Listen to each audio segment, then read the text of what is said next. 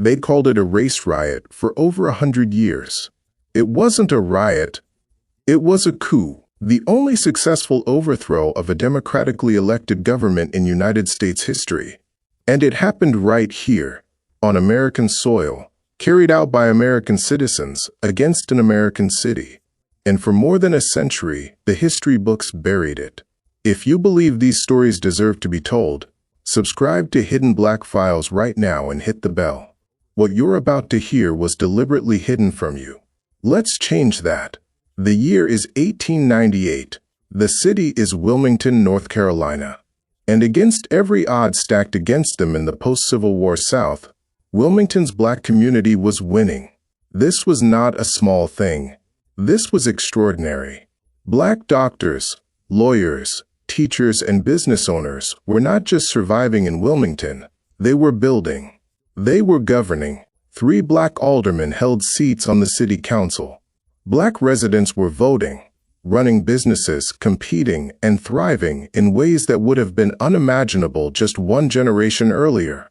At the center of this world was the Daily Record, a black-owned newspaper that described itself proudly as of the Negro, for the Negro, and by the Negro. Its editor, Alex Manley, gave Wilmington's black residents something no one could take from them: a voice. The engine powering all of this was a political alliance called the Fusion Party. Black Republicans and progressive white populists governing together, sharing power across racial lines. In the American South, in 1898, it was working, and that is exactly why it had to be destroyed. To the white supremacist leaders tied to the old Confederacy, Wilmington wasn't a success story. It was a provocation, a threat, proof that black Americans could lead and that white dominance was not inevitable. They called it Negro Rule. A group of white elites, known as the Secret Nine, began plotting in the shadows.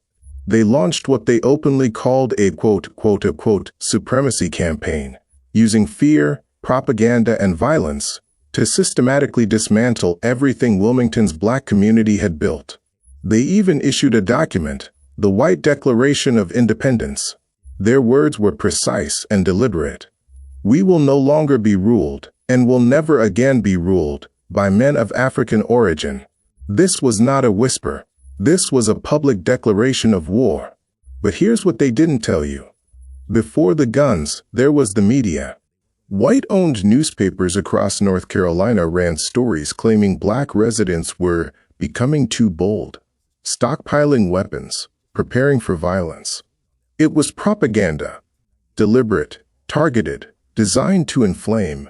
The spark came from an editorial. On August 18, 1898, Alex Manley published a response to Rebecca Felton, a prominent white supremacist who had publicly advocated for lynching black men under the guise of protecting white women. Manley called out the hypocrisy directly. He challenged the narrative. He told the truth. White newspapers across the state weaponized it immediately. They twisted his words. They amplified the outrage. They gave the men with guns exactly what they needed: permission. Alfred Moore Waddell, leader of the violent white supremacist group the Red Shirts, stood before a crowd of white men at Thalion Hall on October 24, 1898, and said what he meant without apology. This city, county, and state shall be rid of Negro domination once and forever. He told his supporters that if black citizens tried to vote, they should be shot down in the street. Then he told them to do their duty. November 10, 1898. The morning came like any other. Then everything broke.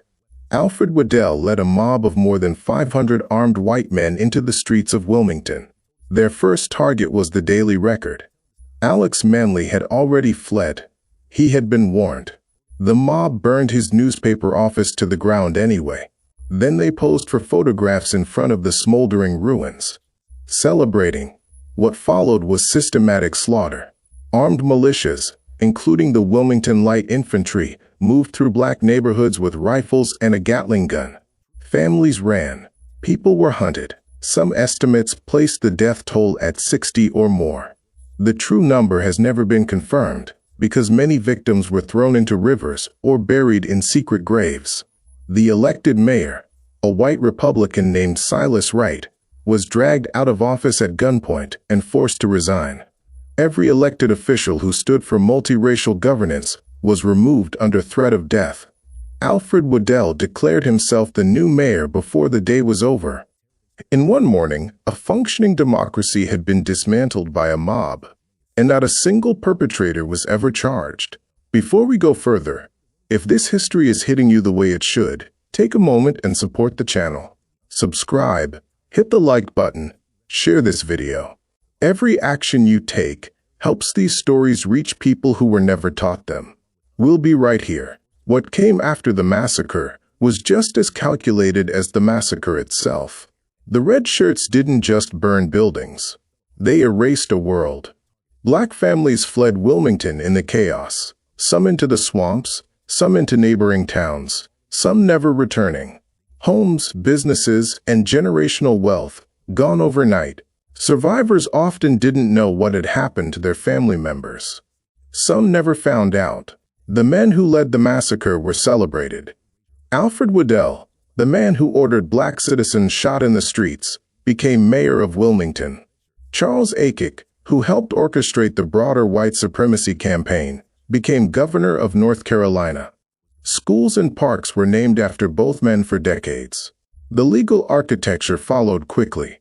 A lawyer named George Rountree, who advised the coup's leaders, helped design what became known as the Grandfather Clause, a voting restriction that made it nearly impossible for black men to cast ballots.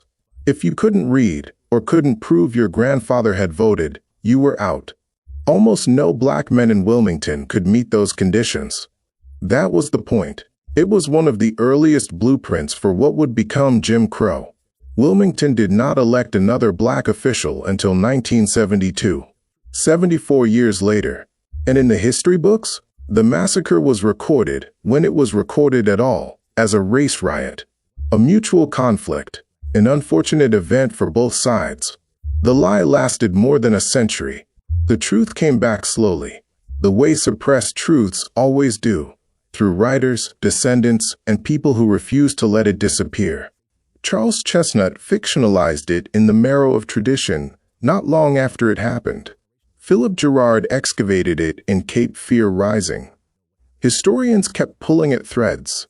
In 2000, the North Carolina General Assembly formed the 1898 Wilmington Race Riot Commission, the state's formal acknowledgement that something catastrophic had been done and covered up. In 2006, the commission released its final report. The Wilmington Massacre had not simply ended in 1898. It had set off a century-long legacy of racial violence and voter suppression that shaped the entire American South. Today, descendants and activists in Wilmington are reclaiming the story.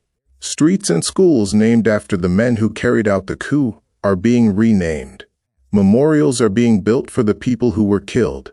The truth is being written back into the public record because, as historian Tim Pinnock put it, someone's going to write your history.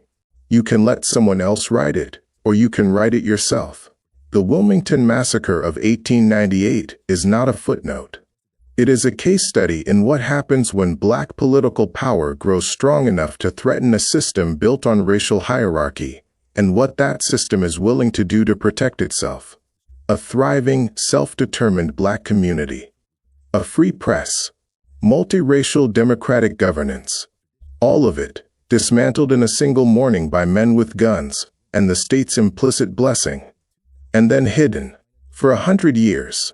The same tactics that drove black voters from the polls in 1898, intimidation, legal obstruction, propaganda, have never fully disappeared.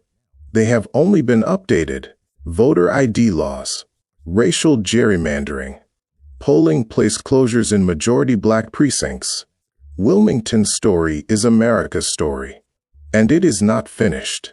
If this video made you see something you didn't see before, that's exactly what Hidden Black Files is here to do.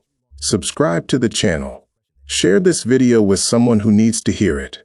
Drop a comment below. Tell us, what part of this history did you never learn in school? These stories were stolen. We're taking them back.